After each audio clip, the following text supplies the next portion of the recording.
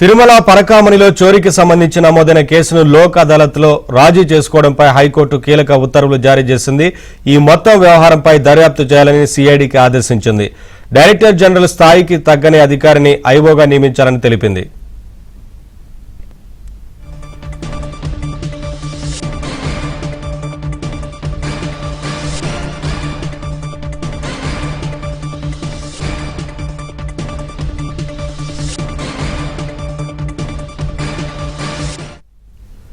తిరుమల పరకామణిలో చోరీకి సంబంధించి నమోదైన కేసును లోక్ అదాలత్లో రాజీ చేసుకోవడంపై హైకోర్టు కీలక ఉత్తర్వులు జారీ చేసింది. ఈ మొత్తం వ్యవహారంపై దర్యాప్తు చేయాలని సిఐడికి ఆదేశించింది. అప్డేట్స్ మా ఏపీ బ్యూరో చీఫ్ రామారావు అందిస్తారు. రామారావు, సిఐడితో దర్యాప్తు చేపట్టాలంటూ హైకోర్టు ఆదేశించింది కదా, ఏంటి మొత్తంగా వివరాలు?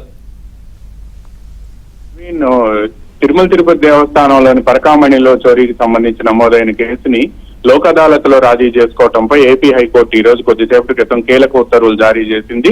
ఈ మొత్తం వ్యవహారంపై దర్యాప్తు చేయాలని సిఐడికి ఆదేశాలు ఇచ్చింది. డైరెక్టర్ జనరల్ స్థాయికి తగ్గని అధికారిని ఐఓ దర్యాప్తు అధికారిగా నియమించాలి అని కూడా స్పష్టం చేసింది. కేసు రాజీ వ్యవహారంలో టీటీడీ బోర్డు అండ్ అధికారుల పాత్రపై దర్యాప్తు చేయాలని కూడా ఈ ఆదేశాల్లో హైకోర్టు పేర్కొంది. పరకామణిలో చోరీకి పాల్పడిన రవికుమార్ ఆస్తులపై కూడా దర్యాప్తు చేయాలి అని ఏసీబీ డైరెక్టర్ జనరల్ కు ఆదేశాలు ఇచ్చింది. రవికుమార్ కుటుంబ సభ్యుల స్థిర చర ఆస్తులతో పాటు బ్యాంకు ఖాతాలను కూడా పరిశీలించాలని కూడా హైకోర్టు స్పష్టమైన ఆదేశాలు ఇచ్చింది. వారికి సంబంధించిన ఆస్తులను రిజిస్ట్రేషన్ ద్వారా వేరే వారి ద్వారా ఏమైనా బదలాయించారా అనే విషయంపై కూడా దర్యాప్తులో పరిశీలించాలి అని చెప్పి కూడా ఏసీబీకి ఆదేశాలు ఇచ్చింది.